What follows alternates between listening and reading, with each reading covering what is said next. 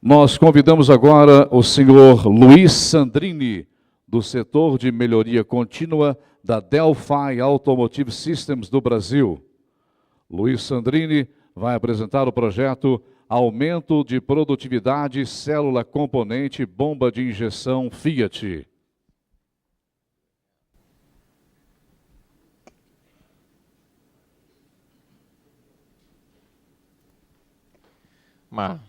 Boa tarde primeiro a todos.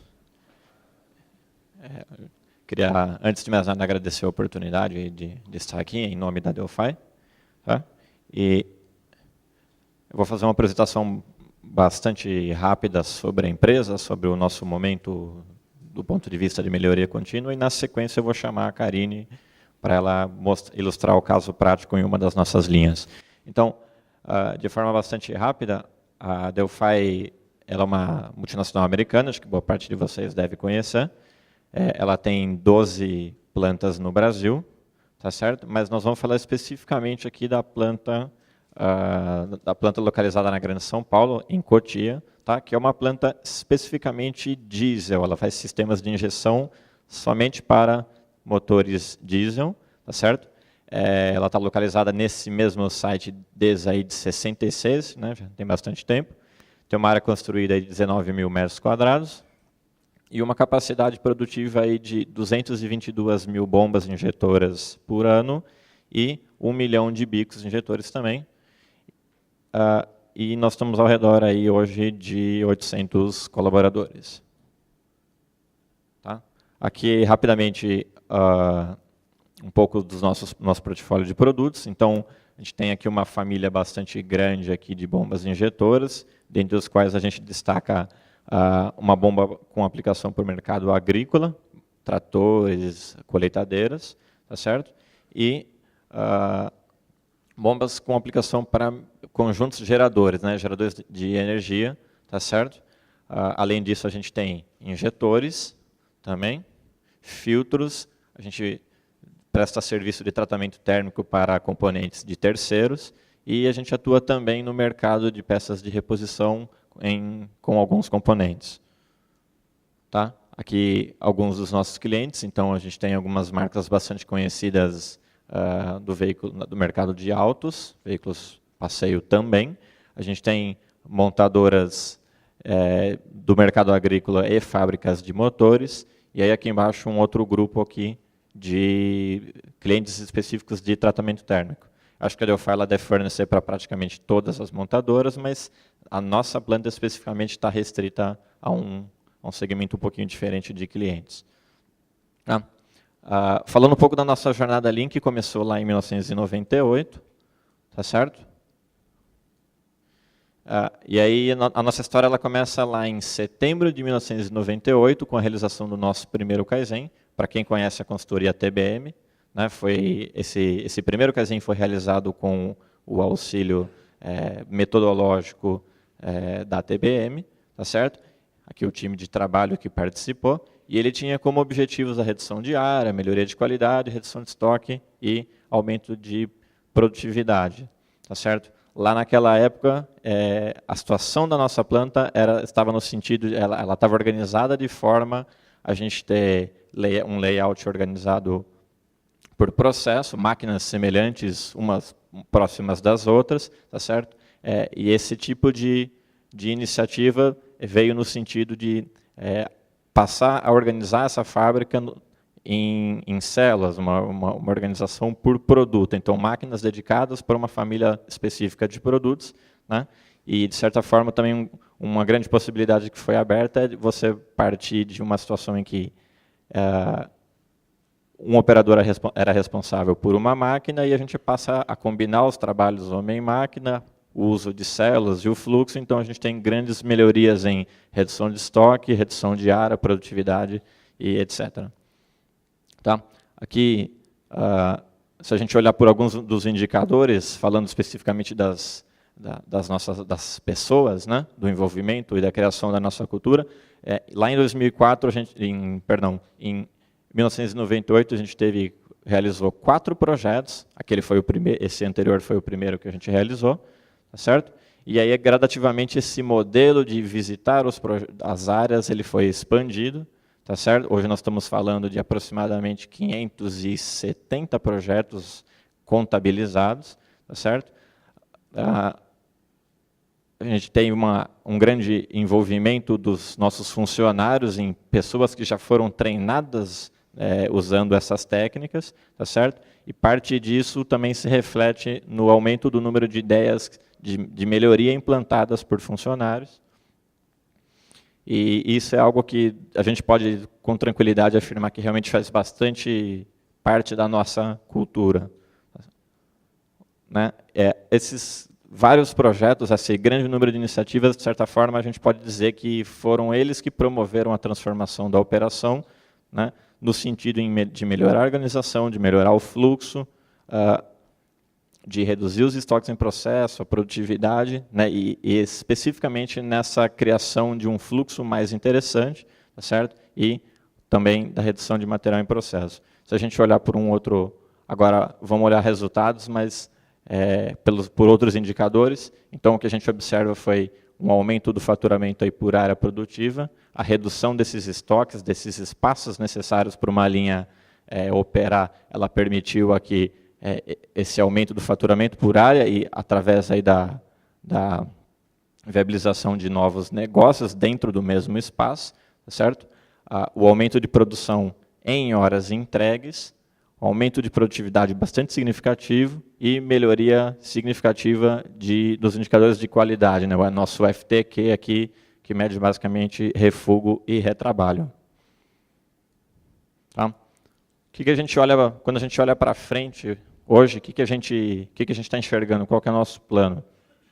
De certa forma, a gente tem dois grupos. Esse primeiro grupo, duas grandes frentes de trabalho, esse primeiro grupo de cima aqui, dá para dizer que o que a gente quer hoje é preparar a nossa fábrica para a implantação de um produto mais novo, um produto com tecnologia, né?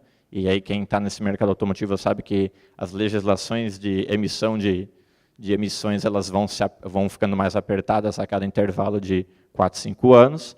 E aí, então, o que vai acontecer é que a gente vai precisar de um produto com mais tecnologia. Então, hoje a gente tem a preparação dos nossos processos para esse produto de mais tecnologia, só que a gente também precisa de espaço hoje. Então, nós vamos ter que diminuir, primeiro, do ponto de vista do tamanho da nossa organização.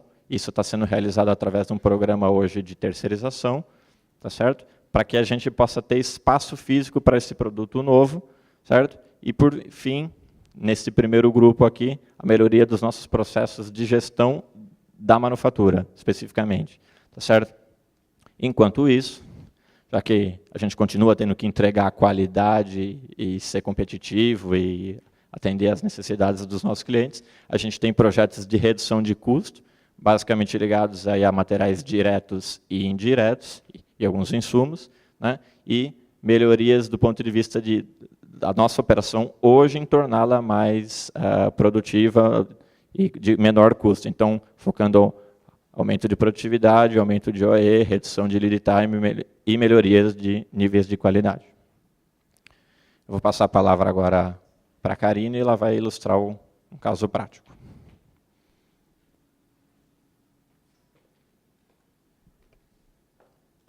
Obrigada.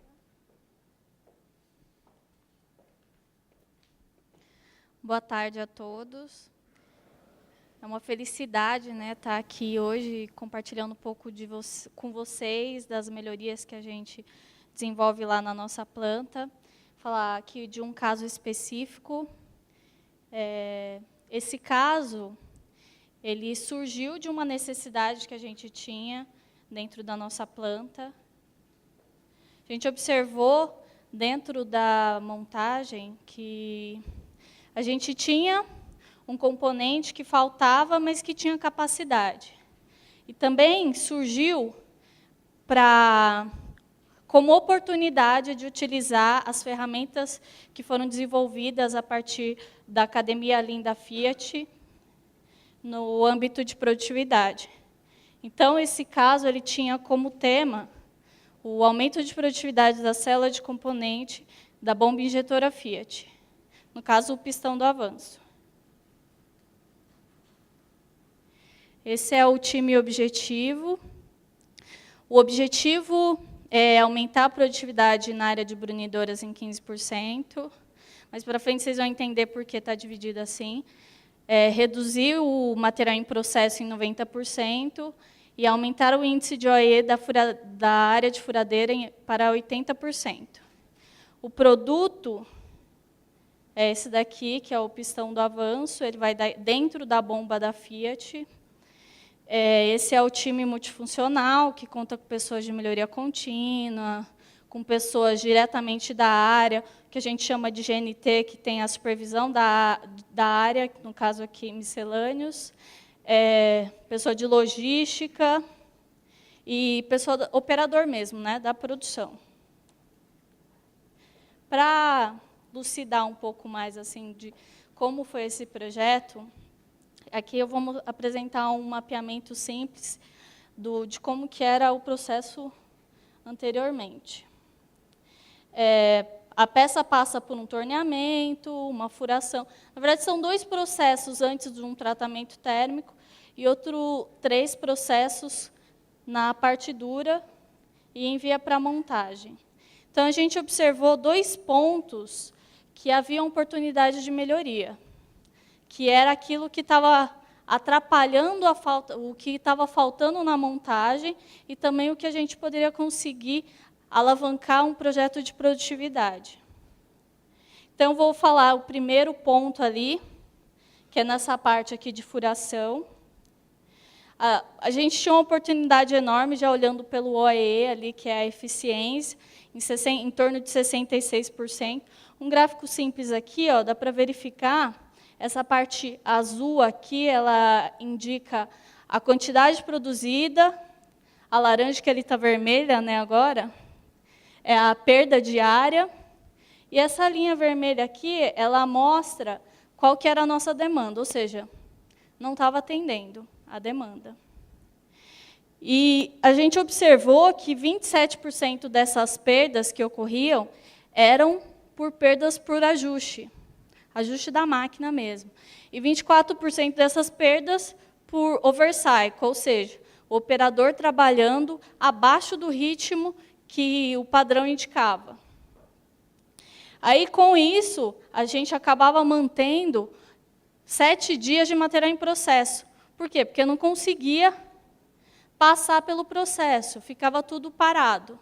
Ele preferia fazer lotes grandes para privilegiar o setup, para fazer menos setups, e acabava ficando com um estoque muito alto naquela parte. E também ocasionando hora extra, sendo que tinha capacidade. Então, o que a gente desenvolveu lá como melhoria, primeiro, foi atuar na máquina. A gente foi lá, verificou por que demora tanto para fazer ajuste, né? Então, a gente desenvolveu algumas molas de fixação da peça para evitar que o dispositivo fosse trocado. O mesmo dispositivo servia para N tipos de peça. E também, aqueles casos que não caberiam nesse dispositivo, engate rápido. Facilmente ele trocava. Com isso, houve rapidez na realização dos setups e possibilidade da redução dos lotes. E aí a gente desenvolveu o lote que ele passaria para o processo posterior, que era o tratamento térmico. Como que era o começo, a cadeia inteira ficou com lotes pequenos, porque o resto do processo seguiu o FIFO. Aí, aumentou a frequência de transferências de lotes para o tratamento térmico e reduziu o tamanho desses lotes. E aí, a segunda parte dessa fase de melhoria foi treinar o operador novo no padrão de trabalho. A gente chegou lá, tinha um operador novo, e ele não estava treinado. Isso acho que nunca aconteceu em lugar nenhum, né? Só lá. Né? Enfim. E aí, o que a gente observou? Que as pessoas responsáveis pelos treinamentos eram a parte de engenharia, né, que a gente chama os GNTs. Eles eram responsáveis pelos treinamentos dos operadores. Então, mudava, realizava alguma melhoria, etc. Eles treinavam os operadores. Só que a gente trabalha com usinagem e são operadores multifuncionais. Ou seja, eles vivem mudando, né? E aí, vira e mexe, tinha um que estava destreinado. Agora, a responsabilidade pelo treinamento do padrão é do líder, não mais lá da engenharia. A gente aproximou. Agora, o líder é responsável por esse treinamento. Então, ele garante que, no momento que ele trocou uma pessoa de posto, aquela pessoa seja treinada não só em fazer o produto, mas em como a melhor forma de fazer aquele produto, no padrão de trabalho. Aqui, ó, como vocês podem observar, esse daqui é um padrão que a gente tem na Delphi. Ele é específico que a gente utiliza lá. Aqui é a linha de tempo, né? Aqui são as atividades dos elementos. Em azul são as atividades manuais. E aqui no pontilhado verde é o tempo da máquina. Ou seja, o porquê que o operador demorava? Porque as atividades de inspeção e lapidação que ele deveria fazer durante a espera do ciclo da máquina, ele acumulava as peças e fazia. Ou seja, a máquina parava. Então, simples assim, a gente foi lá, treinou o líder, agora ele é responsável, não só por esse, mas outros postos de trabalho, pelos treinamentos. E, principalmente, tem um padrão fácil de interpretar e treinar. Ele olha, já sabe quais são as máquinas, as bancadas, exatamente os elementos numerados, qual que é a sequência que ele deve realizar a atividade. Com isso, foi possível alcançar redução de 90% do estoque em processo, 0 hora extra, aumento da eficiência, porque tem rapidez nas trocas e ajustes do operador bem treinado, então a gente passou de 66% por um OE de 81%, superando aquelas nossas expectativas. Aqui, no segundo ponto, que a gente chama aqui de segunda fase, foi nessa área de brunimento, o que foi observado lá? A gente tinha 2 operadores, que são essas barras em azuis, e 2 máquinas, que são as barras em verde. Aqui é o tempo para realizar a operação. Ou seja, o operador, olhando aqui, ó, esse espaço entre o tempo de um e outro, o operador esperava a máquina. Mas por que ele esperava a máquina? Ficava parado um operador em cada máquina. Porque tinha muita ineficiência também. 48% das perdas que a gente observou lá eram por ajustes e troca de ferramentas. E tinha baixa capabilidade da máquina. Então, o operador tinha que ficar lá grudadinho na máquina, porque senão não saía a peça. O que a gente fez também? Dividiu em 2 partes. Primeiro, atuando na máquina. A gente fez diversas intervenções, vou mostrar alguns exemplos para vocês aqui. Aqui foi o ajuste de usinagem, que anteriormente era feito manual, passou para um ajuste por sensor. A mudança de alimentação para evitar desarme da chave contentora. Tinha problema de energia elétrica, por exemplo, a máquina desligava. Aqui é um dispositivo de fixação, porque, além das melhorias na máquina, a gente reduziu o tempo de elemento do operador, porque para ele conseguir operar 2 máquinas. Então, ele passou de ter uma fixação por rosca, que demora, para uma fixação com engate rápido. Vai lá, coloca a peça e está usinando e fixa tão bem quanto com rosca. Às vezes até melhor, dependendo da fixação do dispositivo. E aqui a segunda fase dessas melhorias foi a combinação do trabalho homem-máquina. O que a gente fez? Um operador trabalhando nas 2 máquinas. Lembrando que tinha lá, ó, tinha as 2 barrinhas, o que a gente fez? Empilhou essas 2 barrinhas, reduziu.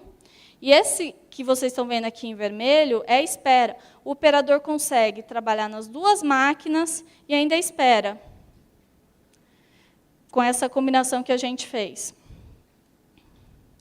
E aqui o padrão também, da mesma forma, o líder também é responsável, lessons learned, né? A gente fez, viu que é bom, e aí a gente passa sempre adiante.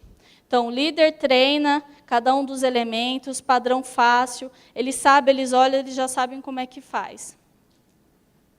E aqui mostrando também as atividades cíclicas, que não precisam da máquina parada, realizada nas esperas. Então, com isso, a gente teve, nessa parte, melhoria da capabilidade, aumento da disponibilidade também. Ou seja, nas duas partes, a gente não pensou, falta peça, o que vamos fazer? Aumentar a capacidade, vamos comprar máquina, vamos contratar gente. Não, vamos olhar o nosso processo, vamos mapear, vamos ver o que é necessário, vamos reduzir desperdício. Simples e que dá resultado. E aumento da produtividade em 75%. Por quê?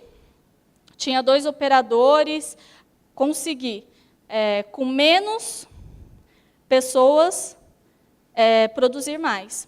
Então, a gente fazendo o cálculo, a gente conseguiu esse aumento aí com ganho de 2 operadores. Então, além disso, né, além do que a gente tinha se proposto lá no começo, com o mapeamento, que a gente definiu os objetivos, a gente conseguiu melhoria do atendimento à montagem, redução de custo, porque a gente eliminou hora extra, a gente conseguiu utilizar 2 mãos de obras em outras operações, disponibilização de área, porque, gente, material em processo só ocupa espaço, não serve mais para nada. A gente tem que reduzir ao máximo o material em processo. E mão de obra, que para mim é o mais importante, mão de obra mais treinada e comprometida. É isso, obrigada a todos.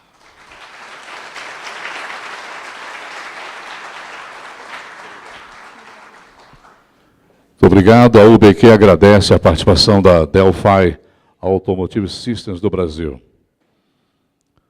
Nós convidamos agora a senhora Ana Maria Rabelo Machado, gerente saque e ouvidoria do Hospital Vera Cruz, para apresentar o projeto Setup das Salas do Bloco Cirúrgico.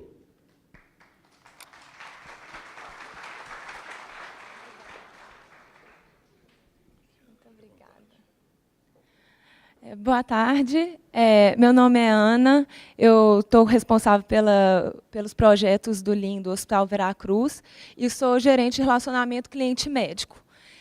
Eu vou começar aqui uma apresentação com um vídeo. Acho que eles estão colocando o vídeo lá. E o nosso trabalho, ele fala do setup. Olha o vídeo.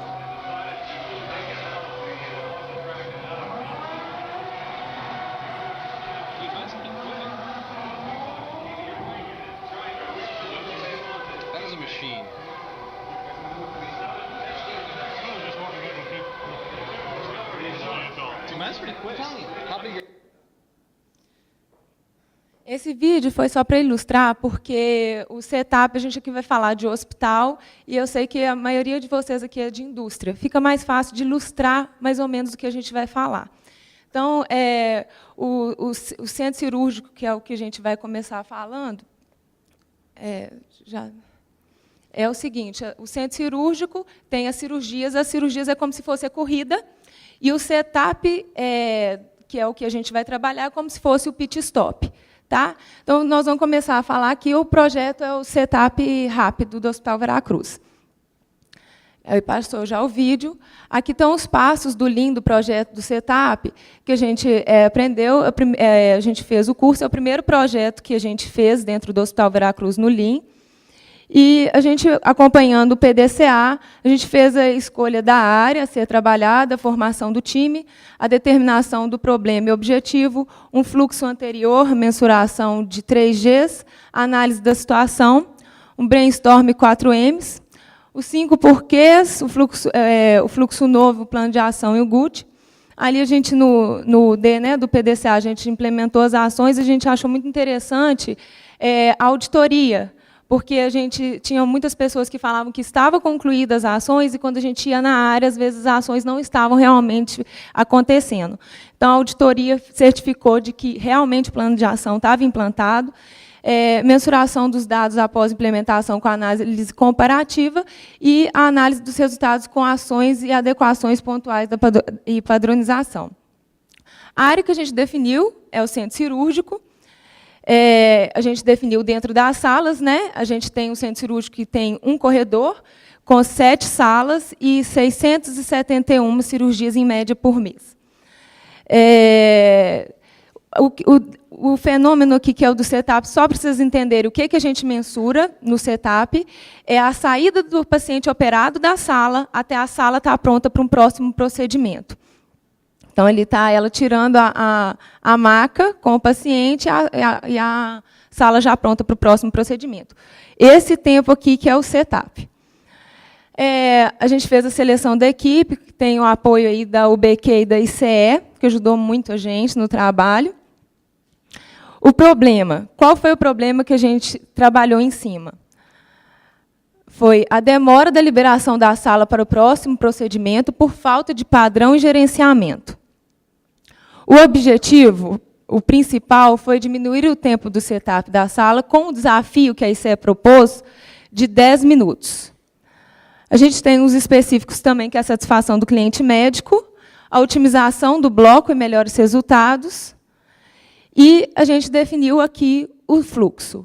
O fluxo antes acontecia com a saída do paciente da sala, retirada de materiais, entrava a limpeza, entrava o preparo da sala para um próximo procedimento e a sala estava pronta para um próximo procedimento. Com isso, a gente foi fazer a mensuração e a gente identificou que o nosso setup estava com 23 minutos. A gente dividiu também por porte de cirurgia, que é grande, médio e pequeno porte, para a gente poder identificar as diferenças. Aí a gente foi fazer os 3Gs e verificamos algumas dificuldades. A gente verificou a dificuldade de encontrar a equipe de limpeza do bloco e o atraso no setup. A equipe de limpeza ela ficava responsável por outras áreas fora do bloco, então ela saía do bloco diversas vezes, o que dificultava, às vezes, do encontro da pessoa para limpar a sala, e isso gerava perda. O DML, que é onde que fica o material de limpeza, o depósito de material de limpeza, ele era distante, dificultando o processo e aumentava o tempo de deslocamento dela também. A gente também observou que não havia padrão no horário para a organização da retirada de materiais. Então, algumas técnicas, elas tiravam o material antes da saída do paciente da sala, já começava a organizar, e outras só depois que o paciente saía da sala. Também a gente observou que os encaixes de cirurgia, aqueles que não são agendados, né, previamente, que não estão no mapa de cirurgia para a farmácia observar, esses encaixes eles não eram avisados para a farmácia com antecedência. Então, tinha um atraso na preparação do kit de cirurgia, que era o nosso, no fluxo lá que a gente viu, do preparo da sala. Então, isso atrasava também a próxima cirurgia. E a gente observou que de 13% a 63% das cirurgias há perda de tempo no setup, que é uma média de 40% de perda. Então, a gente fez os 4 M's para identificar as causas e os 5 porquês, que achamos as causas raízes de cada problema. Aqui, a gente definiu claramente o fenômeno, tem um método, né, que é o setup rápido.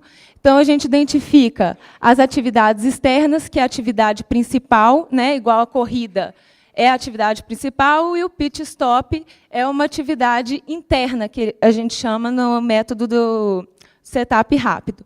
Então, a atividade externa aqui é o procedimento cirúrgico e a sutura da pele. Não sei se você sabe, mas é costurar a pele depois que terminou o procedimento. Aí o paciente sai da sala, já vira atividade interna. E aí entra o nosso setup. Aí a sala está pronta. Com isso, a gente identificando as atividades externas e internas, nesse método do setup, o que a gente identificou é que algumas atividades a gente pode otimizar ela e outras a gente pode passar a acontecer simultânea atividade externa. Então, a gente identificou que a retirada de materiais da sala, parte da retirada de materiais ocorrerá simultânea atividade externa. E A limpeza da sala, com isso, a gente consegue empurrar a limpeza e ela, otimizando o tempo da limpeza, ela vai antecipar o processo da limpeza. Então, ficou assim o nosso fluxo atual. A retirada de materiais, aqui é como se fosse um tempo, a retirada de materiais começa aqui na atividade externa. O pedacinho só da atividade interna que fica com o restinho da retirada de materiais. A limpeza, ela começou a entrar logo depois que o paciente sai da sala.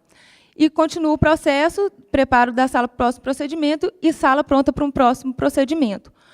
Com isso aqui, a limpeza, a gente identificou que a limpeza, com o final da retirada de materiais, já podia entrar sem esperar a enfermagem terminar o processo, já agilizando a retirada de lixo e esses processos. Então, ela entra exatamente após a saída do paciente da sala. As ações de melhorias da enfermagem, que são os circulantes e as enfermeiras do bloco cirúrgico, da retirada de materiais. Né? A atividade, a gente identificou, como a gente viu lá atrás, que não há um padrão na organização de retirada de materiais. Algumas vezes eles iniciavam durante a cirurgia e outros após. Então, o que a gente fez? Padronizou. Então, a padronização de início da retirada de materiais durante a atividade externa, que é o final da cirurgia, a sutura. E aí, com isso, a gente viu uma diminuição dos minutos da retirada de materiais dentro do tempo do setup de 9 minutos para 1 minuto. A atividade de retirada de materiais, ela tem mais ou menos 11 minutos. Antes, 9 minutos ficava dentro do setup, e agora apenas 1 minuto. Então, significa que 10 minutos estão dentro da atividade externa. Aqui na limpeza, que são as auxiliares de limpeza dentro do centro cirúrgico, a gente viu a dificuldade de encontrar a equipe pelas atividades que elas tinham fora do bloco. Então, readequou a atividade dos profissionais de limpeza, garantindo que as auxiliares ficassem dentro do bloco e dentro do corredor para ver o processo acontecendo, sem aumento de quadro, e com apoio também no horário de almoço. E a gente identificou também que a equipe da limpeza ela não sabe o horário do término da limpeza, e falta o tempo para se organizar. Então, a gente, com esse processo, ele vai ser na saída do paciente da sala, fica muito mais fácil dela saber vendo uma maca. Ela está dentro do corredor, o corredor é amplo, então, com isso, ela vê a saída da maca. Definir que a entrada da limpeza é logo após a saída da maca com o paciente da sala, iniciando junto com a finalização da retirada de materiais pela circulante. Com a antecipação da entrada da higiene, fazendo um comparativo, antes era uma perda de 10 minutos. E passou a ser 1 minuto atualmente no nosso setup, porque a gente antecipou. A gente tinha também o DML, né, que é distante e sem carrinho de limpeza, e tinha o deslocamento para buscar o material. Então, a gente fez uma aquisição do carrinho e teve uma agilidade no processo da limpeza, contribuindo na redução também do tempo do setup. Na questão aqui da farmácia, com a comunicação com as enfermeiras, a farmácia ela não sabia dos encaixes de cirurgia e algumas vezes não conseguia organizar os kits com agilidade antes da cirurgia. E aí passou a todo encaixe a ser comunicado por um caderno de protocolo do bloco no momento do encaixe realizado. E aí não houve mais atrasos por falta de kit para cirurgia devido aos encaixes. Isso a gente também está trabalhando para virar automatizar isso dentro da instituição, né? Já está o processo em andamento. Aqui na redução, na hora que a gente mensurou depois, a gente viu aqui dos portes que todos tiveram queda, e a gente aqui, na média geral de 23 minutos de setup, a gente caiu para 15, tendo aí uma redução de 8 minutos no setup. Aqui, apesar do início da retirada de materiais ele ser classificado para a gente fazer dentro da atividade externa, se ele ocorrer como se fosse um just in time, saiu o paciente da sala, iniciou a retirada de materiais, está ocorrendo a atividade. Agora, quando sai o paciente da sala e fica parado aquele tempo, atrasa, parado, é perda de tempo, ali e para início da retirada de materiais, é a perda que a gente calculou. Então, a gente calculou ali a perda entre a saída do paciente da sala e o início da retirada de materiais, a saída do paciente da sala até o início da limpeza e o término da limpeza da sala até o início do preparo da próxima cirurgia. Então, com isso, a gente identificou pegando o somatório da amostra anterior e a amostra que a gente fez final, o tempo parado que a gente tinha era de 1 hora na retirada de materiais. Passou para 13 minutos. Então, teve um ganho aí de 47 minutos. Na perda de tempo para início da higienização, de 1 hora e 21, caiu para 56. Perda de tempo para início do preparo da sala procedimento, de 23, caiu para 14. E, no total geral, de 2 horas e 44 minutos, caiu para 1 hora e 23. Nisso, a gente teve uma redução de 1 hora e 21. Pegando essa amostra, né, e dividindo pelo número de cirurgias que a gente avaliou, que é o tamanho da nossa amostra, veio aqui a média, que é a perda de tempo por cirurgia, que a gente tinha por cirurgia 6 minutos e 50 perdidos, passou a ter 2 minutos e 46. Então, multiplicando isso pelo número de cirurgias que a gente tem por mês, que é 671 cirurgias média por mês, a gente tinha uma perda aí de 76 horas, que caiu para 30 horas. E, por ano, de 917 horas, que caiu para 317 horas. Uma redução de 545 horas. Olhando aqui em dias, principalmente no ano, a gente vê que a gente perdia mais de um mês, e a gente passou a perder 15 dias. Então, teve uma redução aí de 22 dias. Olhando financeiramente, a gente tinha uma perda de R$203 mil. E passamos a ter uma perda aí no tempo de R$82 mil. Com isso, teve um ganho, aí, uma redução aí de R$121 mil. Então, a gente viu lá que o setup tinha 23 minutos e passou para 15 minutos. E essa redução foi de 35% com esses 8 minutos que a gente ganhou. Então, a conclusão que a gente chega aqui do resultado de eficiência é que, com a diminuição do setup, houve um ganho de 8 minutos, em média, por cirurgia. Assim como a média de cirurgia de 671 cirurgias em horário de pico por mês, houve uma economia de 89 horas, em média, por mês. Com faturamento médio de R$ 581 por hora bloco, concluímos que abrimos espaço para um ganho de R$ 52 mil por mês a mais no faturamento nos horários de pico do bloco, equivalente a um acréscimo de R$ 624 mil em um ano. E aí, então, a gente aumentou 4,44% a capacidade do bloco dentro do horário fértil do bloco. Com isso, concluindo, né, a gente teve apoio aí da apresentação, da produção da apresentação, e o principal, que é a maior força do projeto, que são as pessoas. Sem elas, esse projeto não seria possível. A gente viu isso realmente, que quando teve a força de todo mundo, o projeto teve um resultado favorável. Então, eu parabenizo a toda a equipe que participou e contribuiu com o projeto. Foi fundamental para esse resultado de sucesso. E se pudessem levantar, por favor, só para todo mundo ver vocês. A maioria está aqui.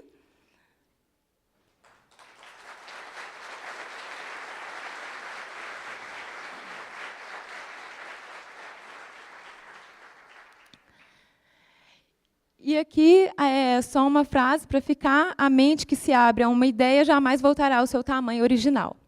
Obrigada, gente.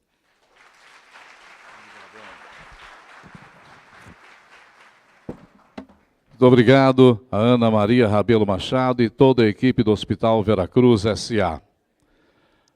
Nós convidamos agora o senhor Vicente Fernandes Tino. Ele é diretor de TI do Tribunal Regional do Trabalho da 11ª Região. Vai apresentar o projeto Metodologia Inovadora de Implantação do Gerenciamento da Rotina. Senhoras e senhores, o senhor Vicente Fernandes Tino. Boa noite a todos. Aliás, boa tarde, né? Está escurinho. Foi? Bom, pessoal, é desafiador tentar falar de Lean na área pública. Mais desafiador tentar falar de Lean para vocês que estão com os trabalhos tão fantásticos. De hospitais que vêm há 12 anos praticando Lean, fantástico, excelentes trabalhos.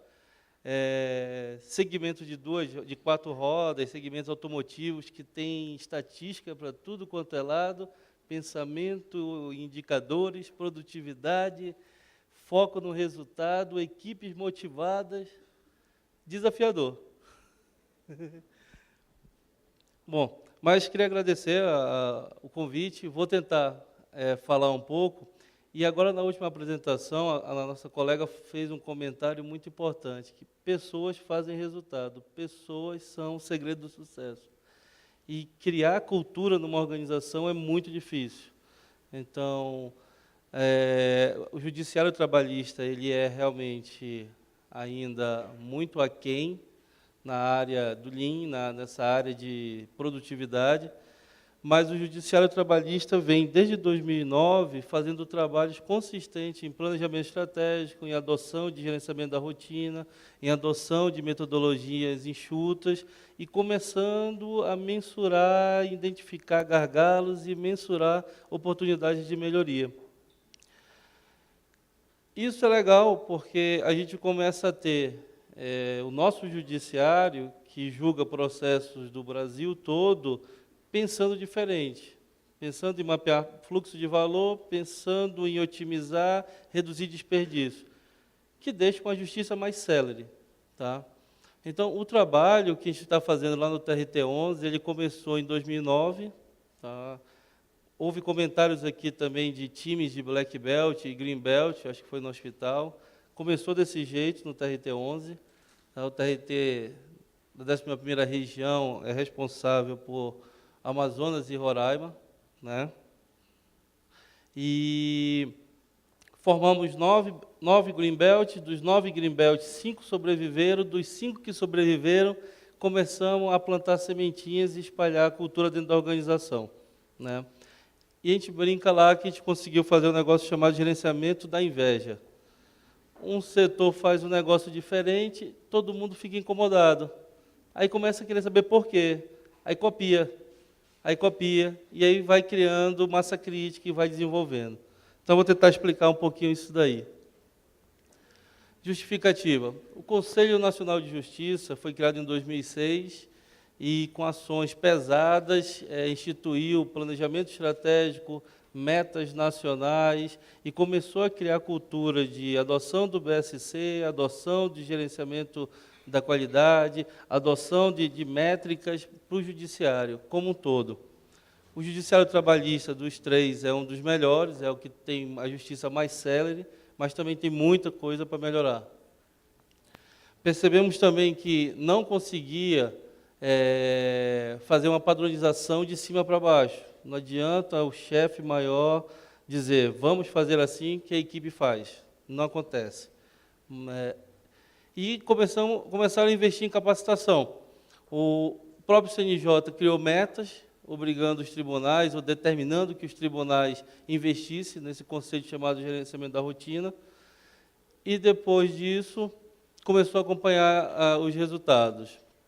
A gente investiu, em 2009, em 100 servidores na área de gerenciamento da rotina e começou o trabalho.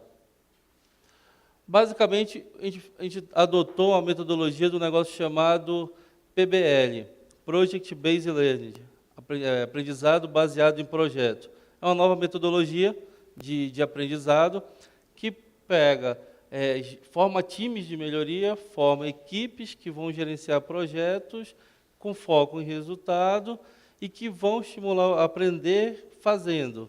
Então, a gente criou pequenos times com líderes que foram capacitados antes em Greenbelt e depois começaram a disseminar isso dentro de pequenos setores e criar pequenos projetos de melhoria. E as principais dúvidas do judiciário que nós encontramos lá foram essas. Como motivar uma equipe formada por servidores públicos para focar no resultado? Aí, assim, eu fiquei, assim, era difícil, porque eu não posso pagar mais um servidor público, não posso premiá-lo financeiramente, não posso demiti-lo. Então, eu ia de um extremo ao outro. E assim, às vezes, a faixa salarial de um servidor público acaba sendo muito boa e ele já resolveu a maior parte dos problemas dele. Então, ele está no steady state, ele está tranquilo. E aí, por que gerar mudança? Para que mudar? Aí vem um cara falar, não, muito legal, vamos aplicar Poka-yoke, vamos fazer 5S, vamos fazer um mapa de fluxo de valor, olha, vamos calcular aqui os indicadores e otimizar o processo. Aí, por quê? Foi difícil. Aí depois outro detalhe, o Lean está fantástico, o Lean desde 50, no modelo Toyota de produção, surgiu com o TPS, veio na década de 70 para o resto do mundo com o OMAC, mas o Lean fala muito bem a linguagem da indústria.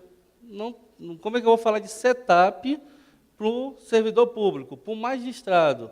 Não, doutor, você tem que preparar o setup, seu lead time está absurdamente alto, o tempo de processo aqui, tempo de ciclo não dá. Aí o doutor vai dizer, espera aí, eu não sou máquina, eu sou um magistrado.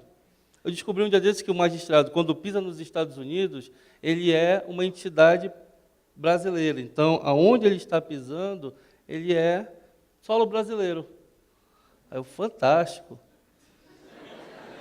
Então, não é qualquer pessoa. Nós temos que preparar a linguagem. E não dá. Eu sou formado em engenharia elétrica, eu sou muito pragmático e trabalhei uma parte da minha vida profissional em automação industrial e tecnologia da informação. Então, eu tive que preparar minha linguagem também para não ofender ninguém. Alta administração. Por que mudar? Então, isso o CNJ ajudou muito, pessoal. O CNJ conseguiu levar para a alta administração a necessidade de melhoria. O CNJ criou resoluções, e isso ajuda muito no judiciário.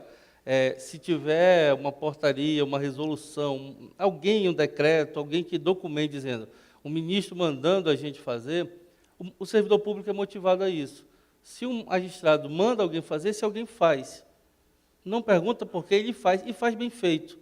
Então, tem formas de motivar. Outra coisa, reconhecimento. Reconhecimento motiva demais o funcionário público. Então, você faz algo e ele vem e apresenta, ou os colegas reconhecem, ou sai uma foto dele, uma notícia no site, isso dá um ganho fantástico. Então, os tipos de motivação, eles existem, não são os mesmos que a gente usa na construção civil, que a gente usa na indústria, que a gente usa em outros segmentos. Mas precisa de uma tradução de linguagem. Eu não posso falar de lucro, porque não é uma instituição com foco em dar lucro, eu não posso falar de setup, eu não posso falar de lead time, mas eu tenho que pegar os conceitos e fazer uma adaptação. E com exemplos mesmo, rico em exemplos. Se eu falar de processo, ele vai pensar que é um processo trabalhista, um processo judicial. Então, eu tenho que falar procedimento, que é uma rotina de trabalho, é outra coisa. E pode parecer besteira, mas se a gente não preparar a linguagem, a gente não consegue emplacar a mudança. Isso aqui é um modelo proposto de evolução. Então, começa com despertar. Alguém tem que promover isso. O CNJ meio que movimentou isso. Tá?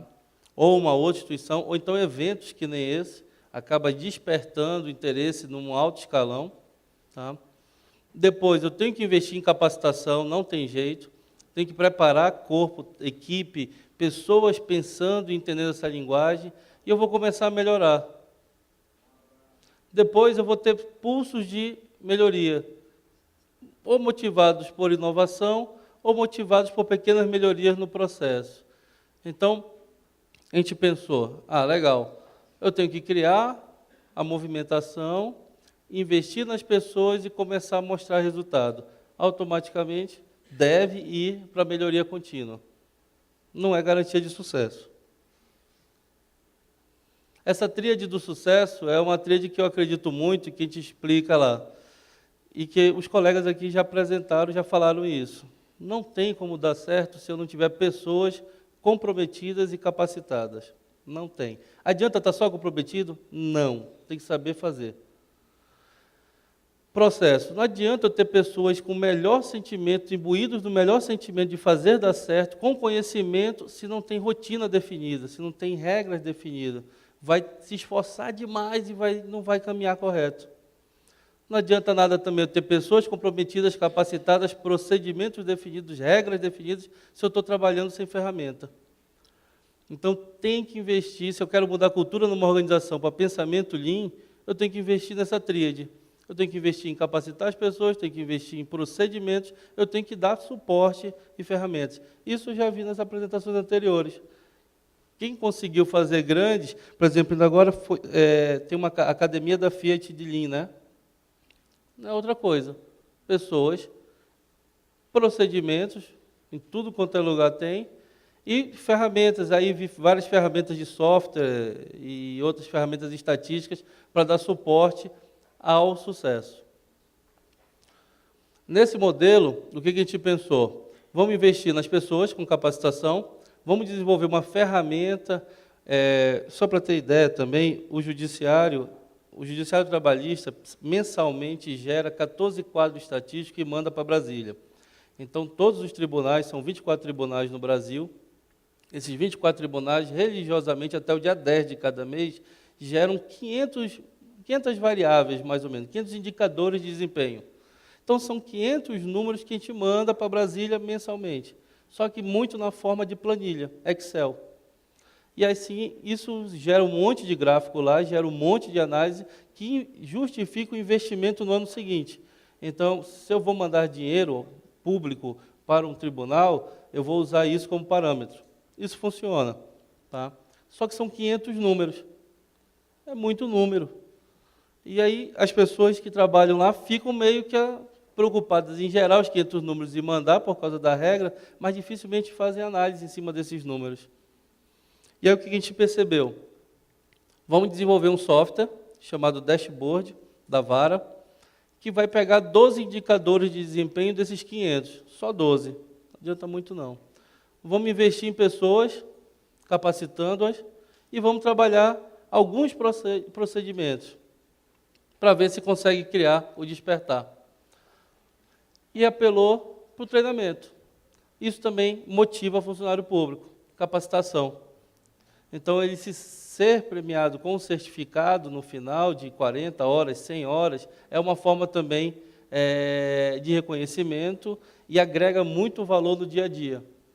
Outro detalhe legal, na maioria dos órgãos públicos tem também um plus, um prêmio financeiro para cada 120 horas, cada carga horária de treinamento.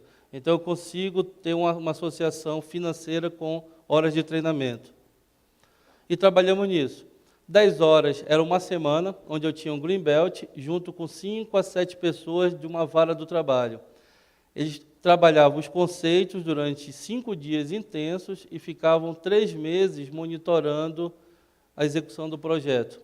Então, criava-se um projeto formal. Essas pessoas também, os líderes de projeto, além da formação Green Belt, teve uma formação de gerenciamento de projeto, de acordo com o PMBOK, tá?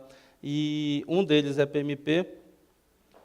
E nesse processo, a gente formalizou o projeto em si, usou ferramenta estatística para, em uma semana, fazer uma espécie de um pequeno Blitz Kaizen, e depois, durante 3, 4 meses, ficar acompanhando, com uma carga horária até de 40 horas, o desempenho e a melhoria na vara do trabalho.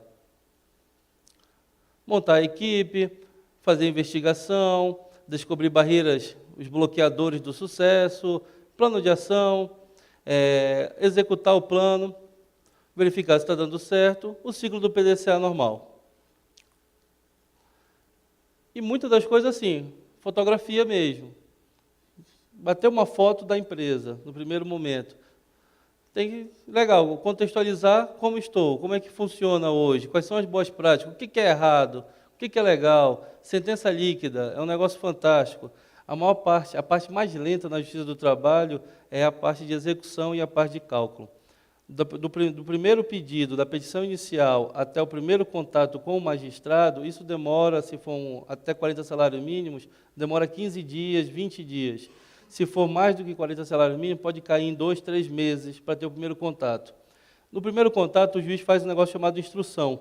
Ele conversa com as pessoas para entender quem reclama do lado e quem reclama do outro lado, para entender. Com base na instrução, ele vai dar uma sentença, e ele tem um prazo de lei para fazer isso. Então, depois que ele ouve todo mundo, ele determina. Depois da sentença, começa a vir os recursos, e isso torna a justiça mais lenta, porque todo mundo pode recorrer, todo mundo pode dizer que não está certo. Então, eu pedi 10 mil, a empresa diz que vai pagar 5 mil, e ficamos brigando nisso até o momento que consolida em 7 mil. E depois eu tenho que fazer a outra parte pagar os 7 mil. E aí ele some. Aí dá trabalho, ir atrás. Isso é execução. Então, quando se faz uma campanha pela conciliação, é para evitar a etapa de execução. Quando eu tenho sentença líquida, é porque no cálculo, na sentença que o juiz profere, depois do primeiro contato, e de que ouviu todo mundo, que vai decidir, nessa sentença já está abatido o imposto de renda, previdência, já está tudo resolvido. Então, já é uma sentença que dificilmente alguém vai reclamar. E isso reduz a etapa de execução. Foram trabalhados os indicadores, então o software gerou esses gráficos, sempre comparando. Trabalhamos 5W2H, trabalhamos Ishikawa, gráficos de Pareto, foram feitos coleta de dados e estatística em cima dos indicadores de desempenho. Foram feitos mapeamento de fluxo de valor, então desenhamos macro mesmo, as etapas com as atividades e os tempos, identificamos as áreas gargalo, que estão marcadas em vermelhinho, e aí em cima dessas áreas gargalo fomos coletar mais números.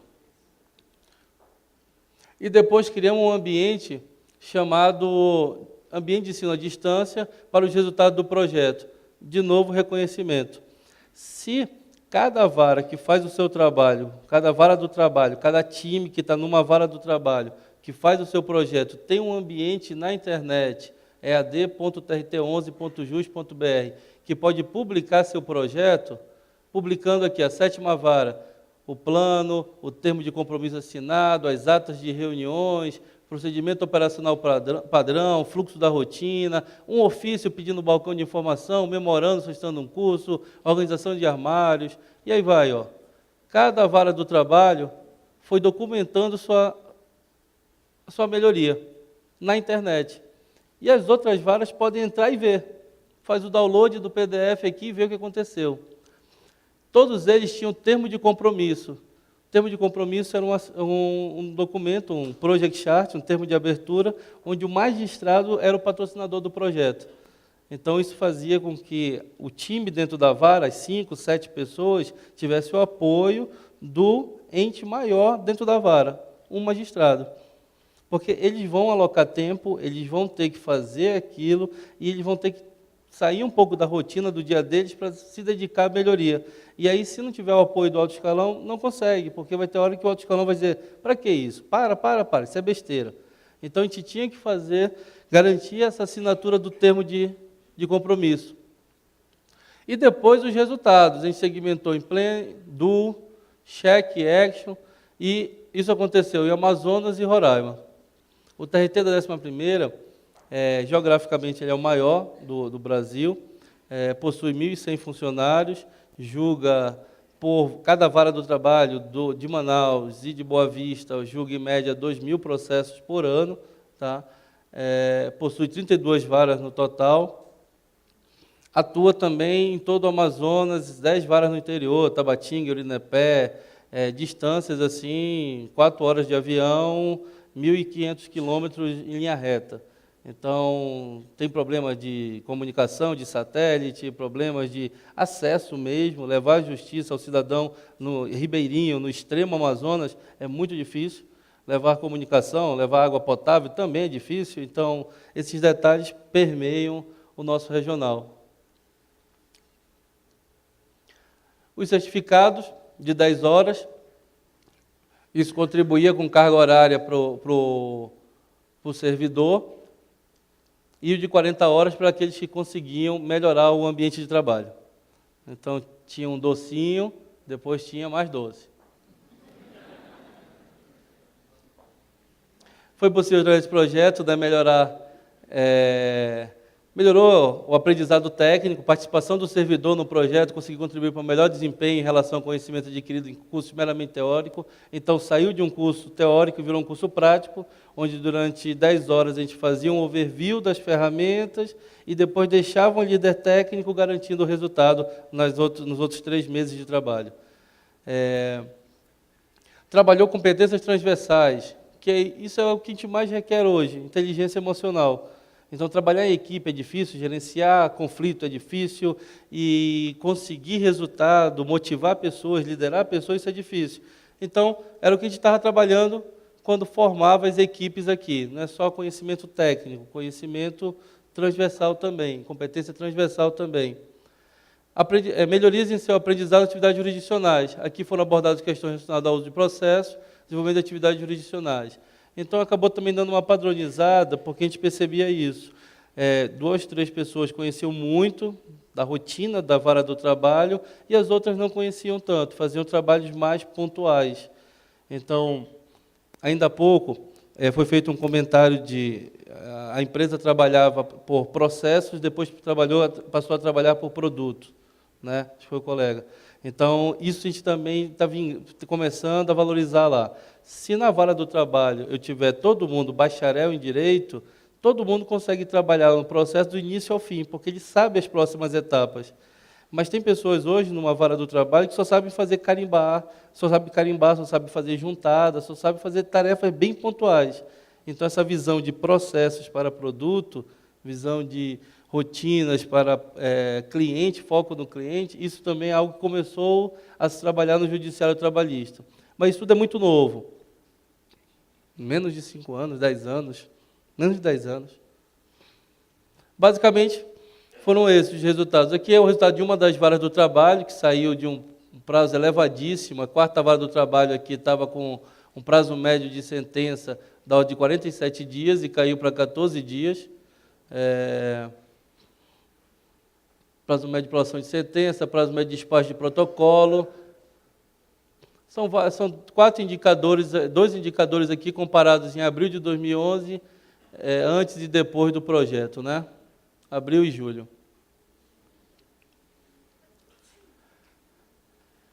Adoção da capacitação baseada em projeto. Legal. A gente já comentou a ideia do PBL, aprender fazendo. Melhoria dos processos internos das varas, trabalhando um fluxo mais contínuo, né? E esse contexto que a gente comentou ainda há pouco, né? Distâncias razoavelmente gigantescas para garantir o acesso à justiça. Isso a internet acaba facilitando. Era possível, por exemplo, varas do interior do Amazonas, ver o que uma vara de Manaus ou de Roraima estava fazendo de legal, pelo EAD. A gente usou uma plataforma bem comum nessa área de ensino à distância, chamada Moodle, e divulgou os resultados. E é isso, pessoal. Tem sido, na verdade, um trabalho ainda contínuo, misturando ferramentas, capacitação e procedimentos. Hoje, na Justiça como um todo, existe um sistema sendo desenvolvido chamado PJE, Processo Judicial Eletrônico, que tem um mapa de fluxo de valor embutido no software. Então, começaram já a criar uma regra nacional, pensando no Lean, né? E é uma parte. Obrigado, pessoal. Muito obrigado.